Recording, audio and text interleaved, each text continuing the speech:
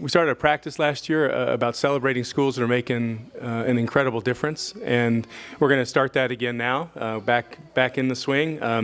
We had 4 schools this year that exited program improvement, which is a pretty incredible stat. Yeah. So program improvement basically is under the federal sanctions, and we are looking at schools that are not moving their kids and being ranked program status, program improvement, different tiers. To get out of program improvement is actually an extraordinary accomplishment. We have 4 schools in Oakland. Howard Elementary this year, Howard Elementary, Fred T. Korematsu Discovery Academy, Brookfield, and tonight we're going to hear from Rise Community School, where an extraordinary focus specifically on the needs of African American children, but also continuing to build a culture of reflection, the strong community engagement work they've done at Rise, and asked Principal Connie Tillman to come and give us a presentation. But this is really about celebrating the successes and continuing to keep our school's voice here and present. So this time I'm going to have Principal Tillman come forward. Thank you.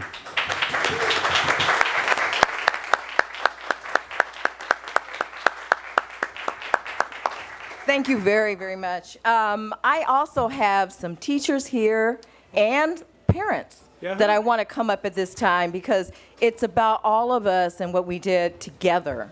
So if you can all come up. My teachers, I have a couple of parents. I have been at Rise Community School for this is my 4th year.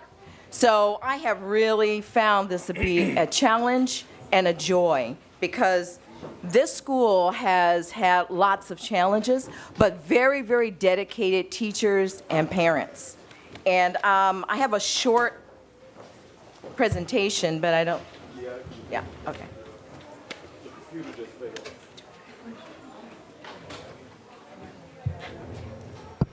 He's having trouble getting it to load. Sorry about that. Oh, okay, okay. But I want to start off by saying that our school really started off about a couple of years ago looking at what do we really need to do in order to move our school forward. And one of the things that we found out is that we really didn't have a solid vision about what we wanted children to really get. And so we started looking at our data, we started looking at the staff that we had, and we started really looking deeply at ourselves and to find out whether or not we had within us that drive to want to make sure that children move forward. So it really is about our vision statement, and if I can get to that. All right. And it has lots of different parts. It has lots of different parts. Oh, this is not even the first one, though. You want to go back to the first? Yeah.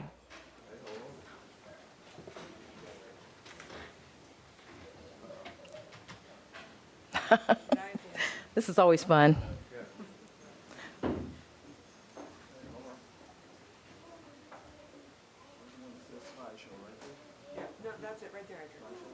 Yeah, it's all the way back at the beginning. I'm sorry. Yeah, you can go to the actual vision statement, the first one. You have the clicker over there. Yeah, it's right there. Sorry, guys. I love technology.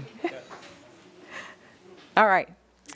So, Rise is really a place where we really thought about what kind of environment do we want to develop. We want to develop one that had high expectations for our children. And we really had to think about what does that mean?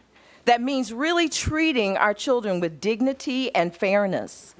And that had to do with everyone in the community, not just the children, but the families and everyone else. So we really started thinking, how can we do that? So that's really the first part of our vision, because it really has to speak to everyone. So the second part is about the teachers. And so the teachers at Rise, they really think about what are they doing to really look at their cultural identities and the cultural identities of the children and how those practices that they came up with really affect them. So we did a lot of work on race and culture. And that became something that everyone could really hold on to, because everyone comes with their own ideas about what children learn, how they learn, and what they can learn. So we have to dig very deep into ourselves and think about, what are we saying to children? What are we thinking about children?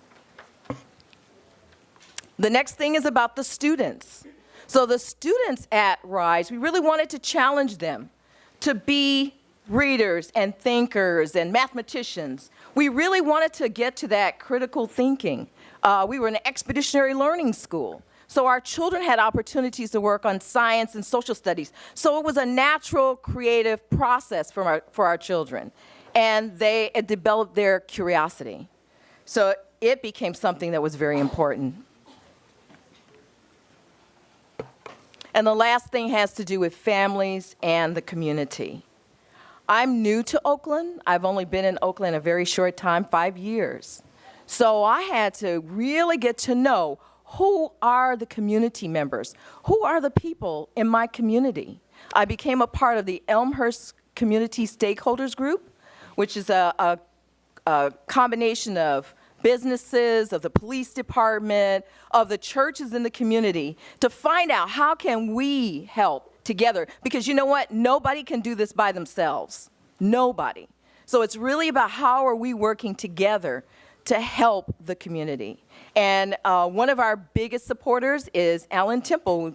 Actually, our school is behind Allen Temple.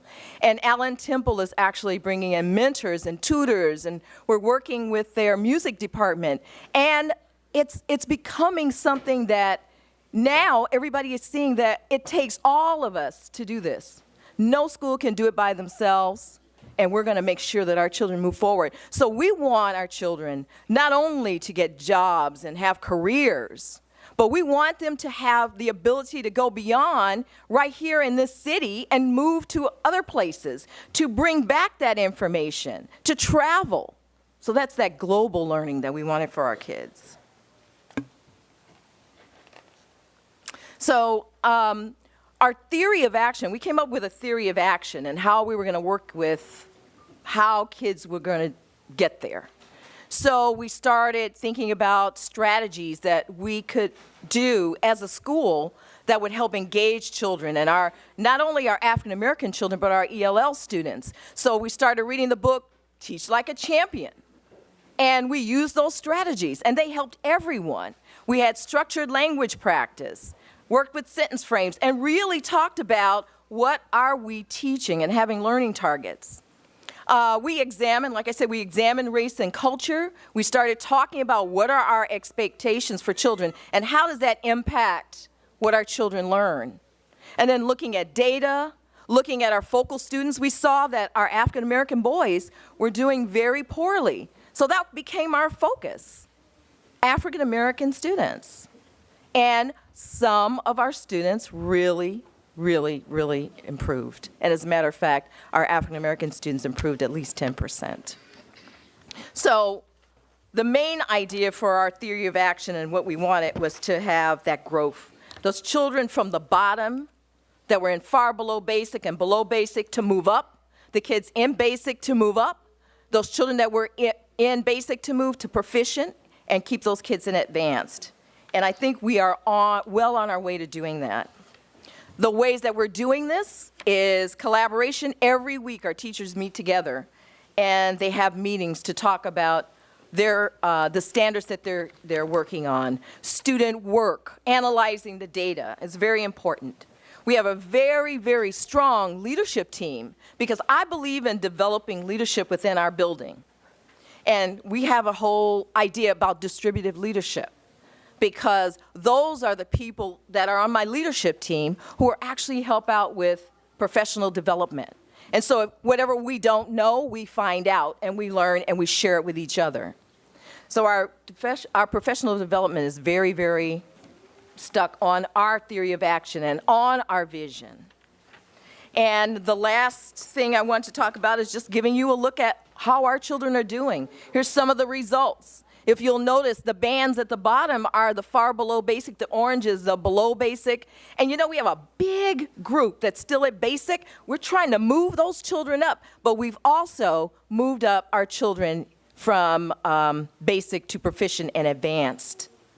And as a matter of fact, this year we have 40% that were proficient and advanced, which I think is really excellent. When you look at where we started off at 22%, and that's in language arts. And I think that is quite an accomplishment for our school in such a short length of time. And the next thing is our math. And our math was also equally as impressive. We have about 24% of our students that are still in, they're really far below basics, it's only 3%. Below basic, we have 21%, so that we still know that we have a lot of work to do. But 54% of our students are proficient and advanced.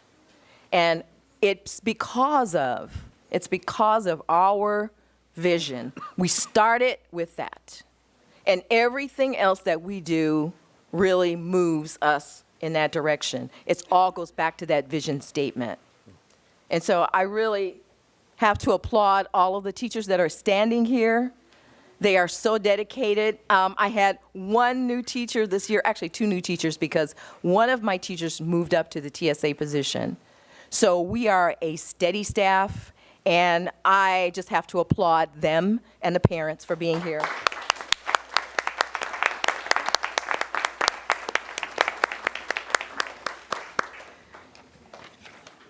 So thank you very, very much. Thank you very much. And just on, as you go, I don't know if other board members are going to have questions, but I also want to recognize the strong teacher leadership in the teacher convention and really taking responsibility for bringing the idea of collaboration and, hey, it can happen in schools. Yes. It's happened in our school. There are real examples, and to make it real. So we don't have to go look someplace else. We have those really extraordinary examples in Oakland and Rise communities. You're certainly one of them. So anyway, before the board asks, I just wanted to recognize we got amazing leaders Yes. across the board in the community and teacher staff. Thank you.